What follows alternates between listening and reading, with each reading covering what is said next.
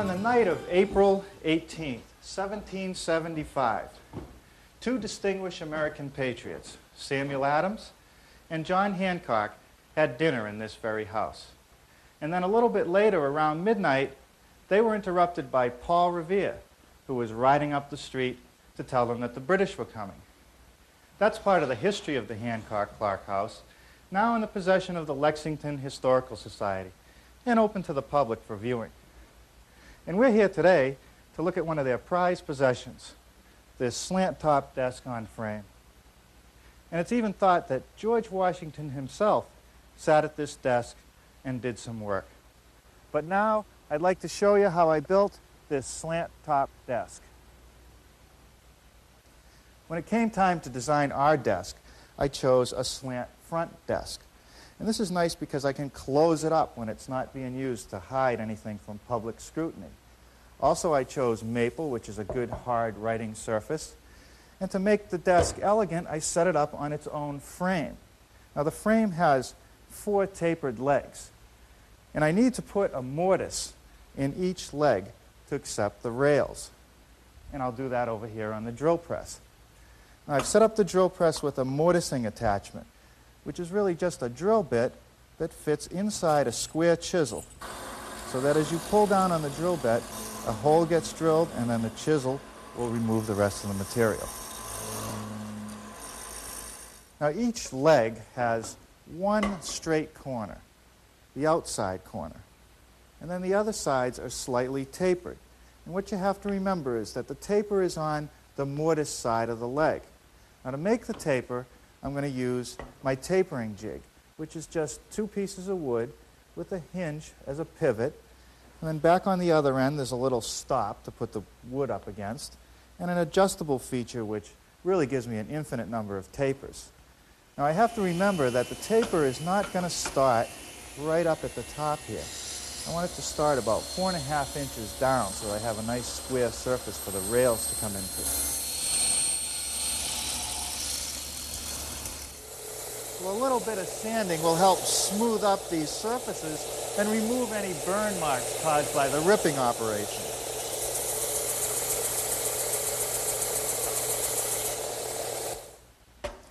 The rails all have a tenon on each end which fits into the mortises of the leg.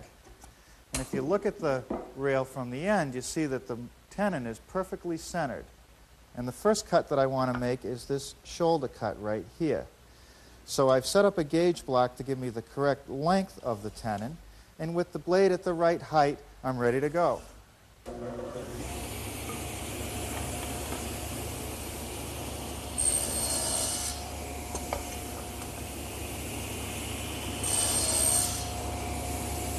Block in the same position, and the blade raised to about 1/2 inch. I'm ready to make this shoulder cut and nibble away the rest of the material. A little yellow carpenter's glue on the tenon. We can assemble one of the corners here, the leg.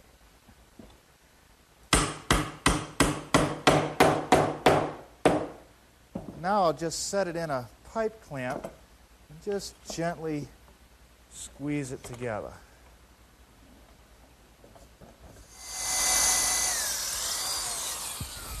Now, these holes are for some little dowels which will act as pins just to hold it all together.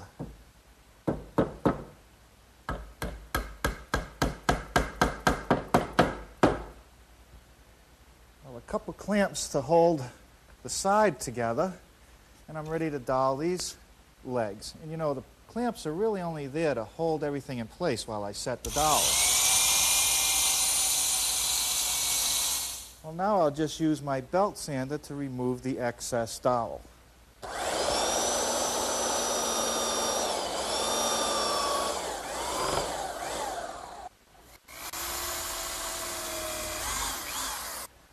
Well, that takes care of the frame, and now I'm ready to start working on the desk top. And the first thing I want to do is make this pine frame, which not only supports the drawer, but is also part of this slide-out mechanism which holds the writing surface in place. Well, here are the pieces of pine for the frame, and they're just 1 by 3. And the first thing I want to do is put a groove down the inside edge of the two long pieces. And I've set up my table saw with the adjustable dado head cutter to be about 1/4 of an inch wide and 1/2 inch deep.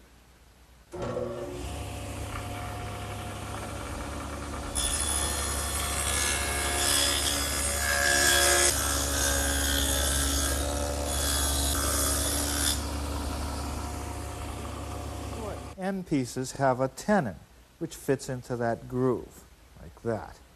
Now I'll make these tenons over on the table saw where I've set up a gauge block and my adjustable dado head cutter. The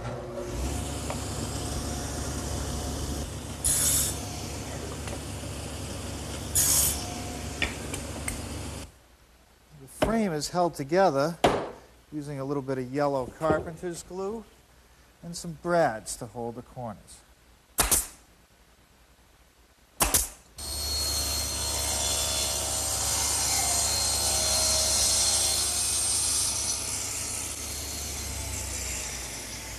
Anyway, this panel cutter sure makes squaring up these big pieces easy. Now this piece of glued up maple, which I've just cut to length, is actually the same size as the pine frame that I made. And that's because it's actually the bottom shelf of the desk compartment. Now I'm ready to cut these side pieces, actually cut the angle on the side pieces, which I'll do over here on the radial arm saw, which is all set up at about a 40 1/4 degree angle.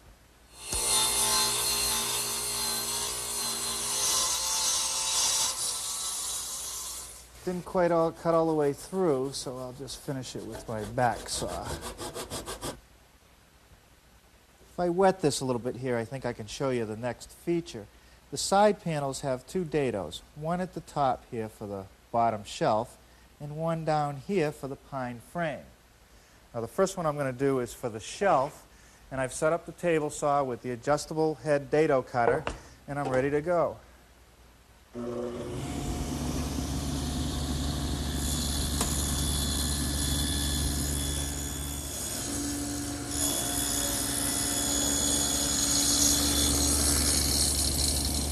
The next thing to do is to put a dado in this frame, and that'll accept this pine piece which separates the shelf support from the drawer. And I've set up the dado head in the saw, and I'm all ready to go.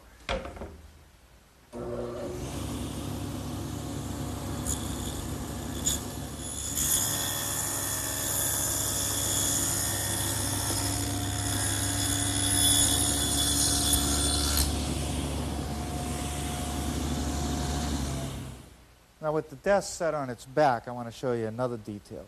In that separator piece, there's a slot, and that's for a screw to ride in, and that controls the distance that the shelf support comes out.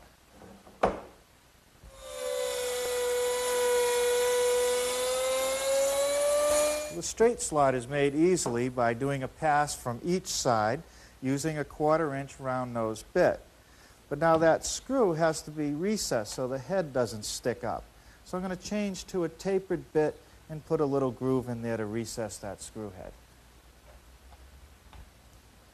Now this whole assembly gets set in the groove of the pine frame. First a little glue, and then I'll secure it with some more drywall screws. Okay, that takes care of that subassembly. And now I want to start working on this top shelf. And I'm going to take this glued up blank that I have and put this bevel right here. And that lines up with this side slope. And if you remember, that's 40 1/4 degrees. And the table saw is all set up to do that.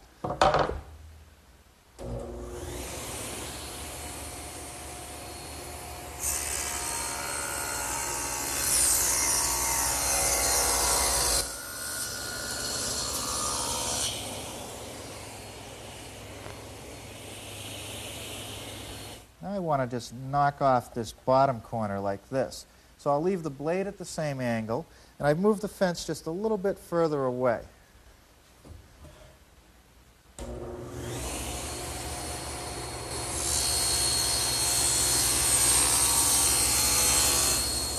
Using one of the actual side pieces as a guide, I'll set the top shelf on it, aligning it with that bevel on the front and flush with the top, and I'll mark the exact width and rip it on the table saw.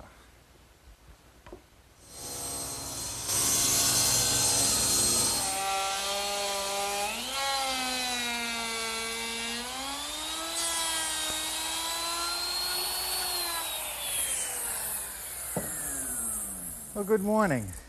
I've got started on those rabbits, and this is the back edge of one of the side pieces. And note that I've stopped about 3/8 of an inch short of the top, and that's because I don't want the rabbit to show on the top edge of the desk. Now over here, I've set up my dovetailing jig. And this is the top piece, and this is one of the side pieces. And by following this plastic guide, using my router with a dovetail bit and a little collar, I'll get perfect dovetails every time.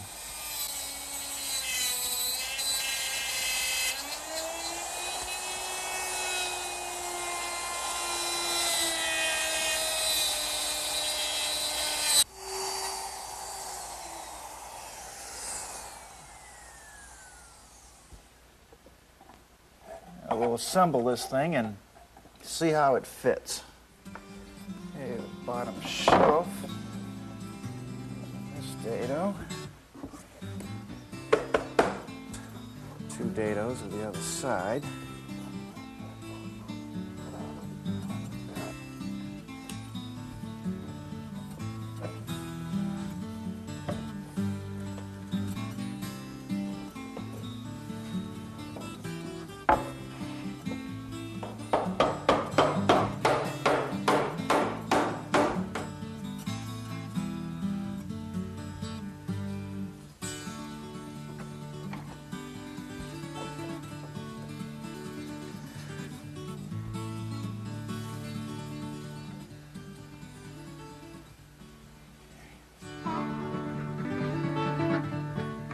Now the top, I'm not going to glue this yet or drive it in all the way.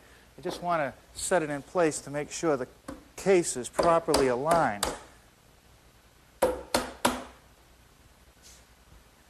now I'm ready to start working on all these compartments. And these vertical pieces are set into dados at the bottom and at the top, much like these you see on the horizontal pieces. What I've done first is all the layout on the shelf, and using a nice straight edge, which is clamped in place so that the router can ride against it, I'll plow out each groove using a 1/2 inch mortising bit.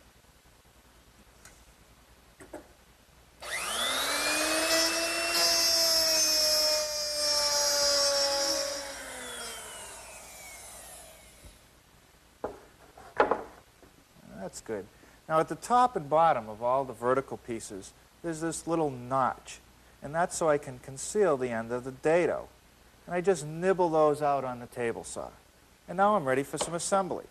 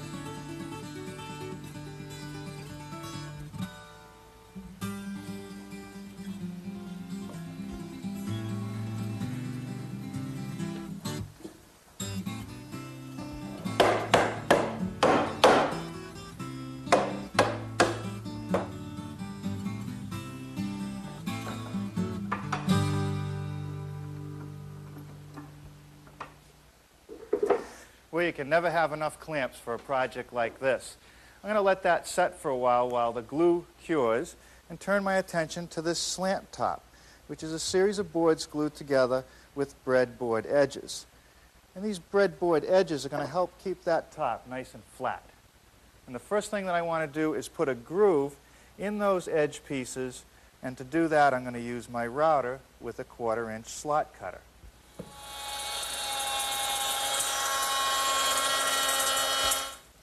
Okay, now I need to make a tongue on the end of these glued up boards. And I'll do that using the router with the same bit, except I have to adjust my base.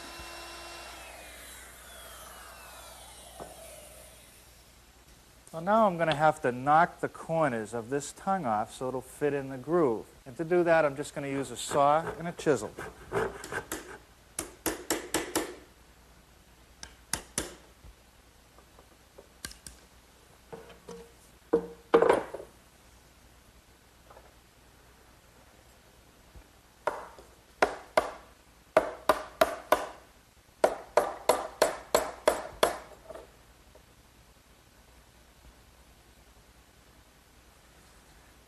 Set this aside.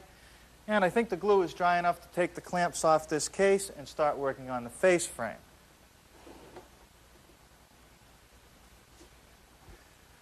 Well, there's nothing complicated about this little face frame. Just some strips of maple, a narrow piece on the top, a little bit wider one on the bottom, and these little pieces that'll cover the end grain of the separator piece.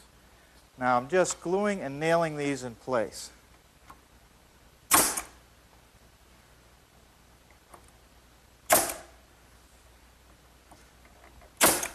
Well, now for the lid support. Because I don't want to see the end grain on these pieces, I'm going to add this little T molding right here on the front of it. I'm going to make that first.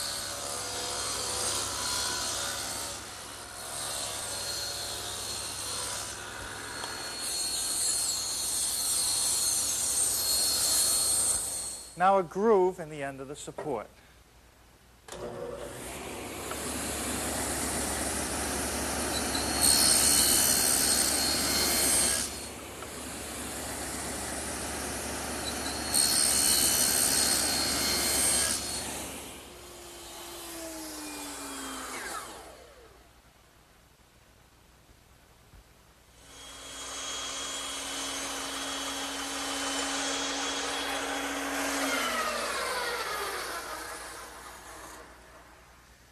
This little notch in the support piece will stop against that piece I made earlier. And now I'm going to glue the end pieces on, and I think I better get back to work on that slant top. Now on the inside of my slant top, the top edge and the sides have a rabbet, and it's beveled a little bit so that I don't have a real sharp edge here to lean on. And it also gives me a nice lip to close the top against. I'll make that beveled rabbet using a 22-degree beveling bit. And because I want to remove just a little bit of material at a time, I'll have to make several adjustments.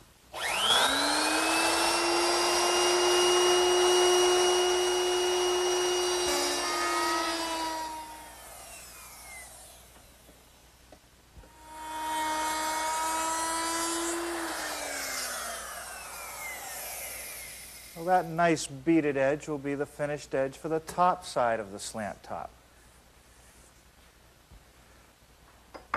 Now there's some hinges that secure the shelf and the top. And I want to mortise those in, make them flush. So I've made a little jig to guide my router, and the router is equipped with a 1/2-inch mortising bit. Watch. Now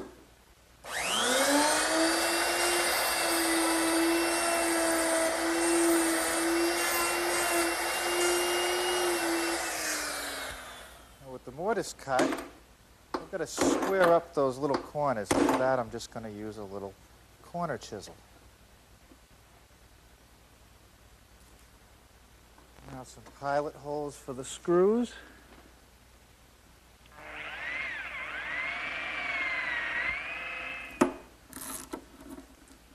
Now a piece of 1/4-inch maple plywood, which I'll attach with my brad tacker.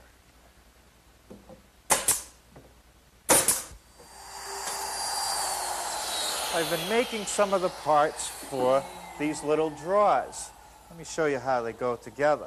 The sides are dovetailed into the front, just like I did on the top of the case.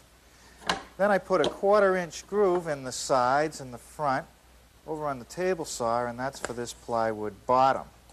Then I put 2 more dados at the back edge on the table saw for the back piece, which fits in like this. I glue and nail these together, and that takes care of the little drawers. Now the large drawer has a rabbeted front on the sides and the top. And I'm ready to do that right over here with my router and a rabbeting bit.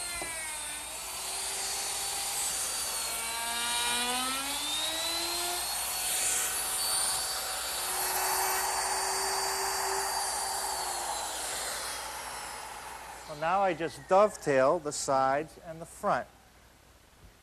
Now I'm going to put a decorative edge on all 4 sides of the drawer front using a 1/4-inch round-over bit.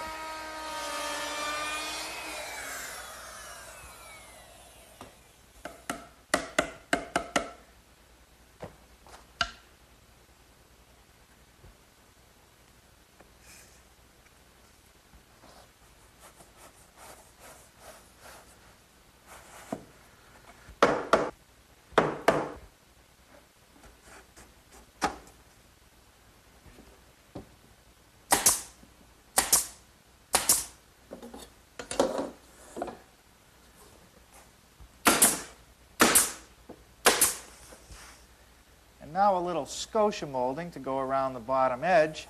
And this piece is ready for some fine sanding and then a coat of finish. Well, after much discussion here in the shop, it was decided that the desk should be stained a silver birch. Now, I'm not going to let it sit on there very long. I'm going to put it on with a brush and then rub most of it off with a rag so that I can let the natural beauty of the maple show through. And after this stain dries, I'm going to put 2 coats of a satin finish polyurethane. Well, this project's a challenge. There's no doubt about it. But I hope you'll give it a try.